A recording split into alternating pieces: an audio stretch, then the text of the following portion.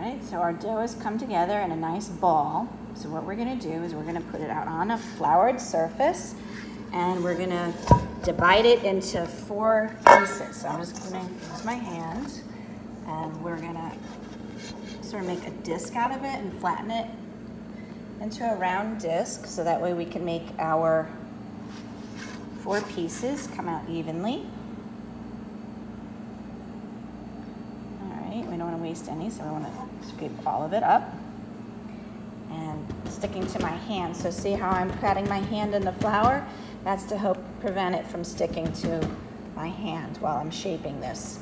All right, so then we shape this into a disc, which then will be easy to divide into 4 pieces. All right, so I'm coating it with a bit of flour. It seems to be a bit sticky and a little difficult to handle. So now I've got it more of a ball. So I'm going to flatten the ball out and we're going to divide it into 4. So if you remember when I made the cornmeal dumplings, I divided that one into 8. We did it by cutting it in half. So again, I'm cutting this in half. And if it's sticking to your knife, how do we stop that? You stick your knife in the flour and then it won't stick to it so much. All right, so now we have 2 pieces. All right, so we need 4. So again, we're gonna cut this in half, each one of these in half, and then we will get 4. So we started off with 1 disc, we cut that in half, and we had 2 pieces. Then we cut each piece in half, and we got 4. All right, now, that's the size that we need in order to roll these out. So what we're gonna do, we wanna make sure it's completely covered in flour so it doesn't stick to the table. So I'm kneading it a little bit. All right, it's beginning to stick. So what does that mean? I have to put some more flour down and flour on my hands. And then we need to roll it out into a disc that's 8 inches round. So here is our rolling pin. I'm going to coat that with flour because I don't want the flatbread to stick to it. So we want it completely coated. And then we're going to roll this out. Okay? So we're going to roll it back and forth in one direction. Then we can pick it up and rotate.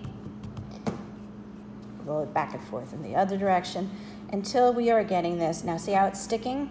Okay, so again, you don't want it to stick too much, so we've got to coat it in flour, coat the rolling pin in flour, and continue to roll this out. Like pizza dough, almost, okay? We want it to be 8 inches round.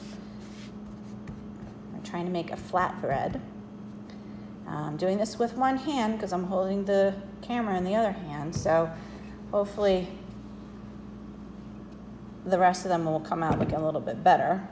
See how I've got a tear in that, so I'm going to try to put it over. All right, and oh, now it's sticking here. So this is obviously a sticky dough, so you have to learn how to work with it. Probably should knead it a little bit more. Myself, I should, before I started rolling it out, I should probably knead it a bit more so it won't stick so much. And if you notice over here, I have our pan on. I want it on like medium heat, so it'd be warm enough. It's a dry pan, which means no grease inside. You don't need any. And let's see, is this big enough yet? It needs to be 8 inches. So let's see, is that 8 inches? Oh wow, great. All right, so it's 8 inches that way, and it's not really 8 inches this way, so I have to roll it a little bit more this way. So now, before I mess it up anymore, oh, I spoke too soon. All right, so guess what? I gotta roll it again. But now you know what to do. All right, so I'm gonna knead it a little bit more, so hopefully I won't have that problem so much. All right, if it gets too sticky or too wet, then it sticks to the rolling pin or it sticks to the table. All right, so.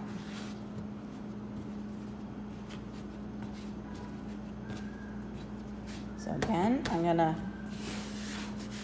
go to the table with flour, a nice dusting. Okay. Our rolling pin is coated, and I'm gonna roll it back and forth. I'm gonna rotate it, continue to roll back and forth, and keep rotating so you get a nice round disc. And we're looking for a diameter of 8 inches. All right, I'm gonna keep going.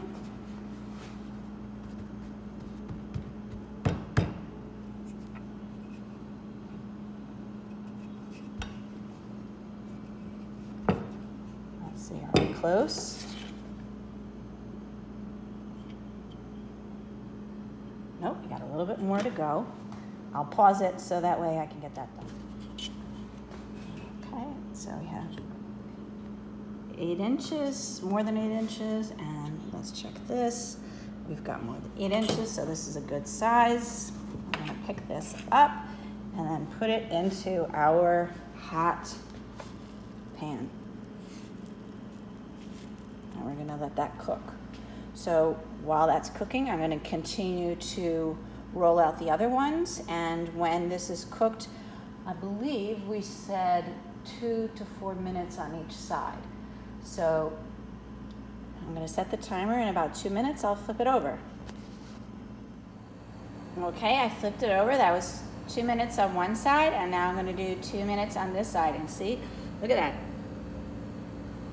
This is the flatbread. How easy is this? This is our last one, and I've just flipped it, so it's cooking, almost done.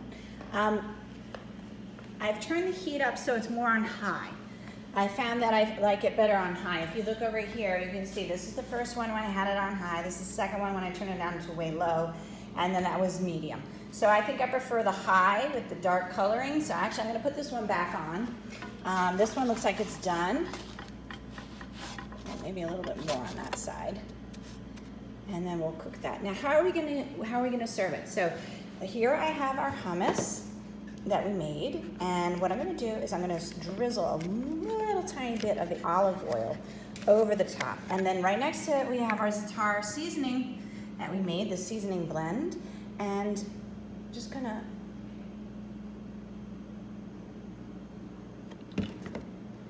stir that around on the top.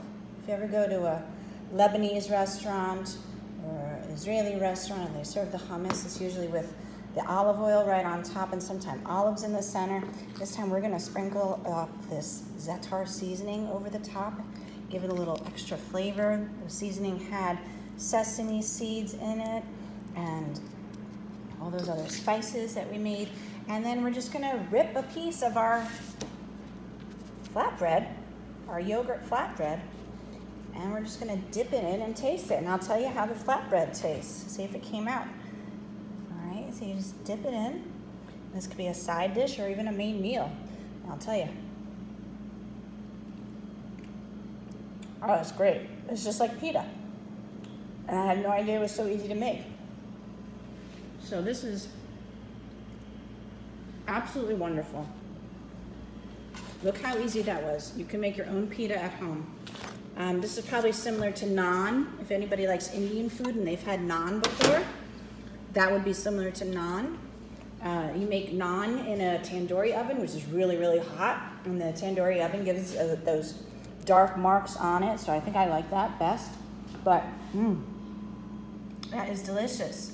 So I wish you were all here and you could try some, but that was our hummus.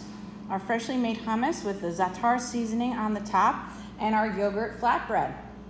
It was delicious. So I hope this is something that you might want to try at home. 2 ingredients, self-rising flour and yogurt. And that didn't take much time at all. So enjoy, everybody. Thank you. Bye-bye.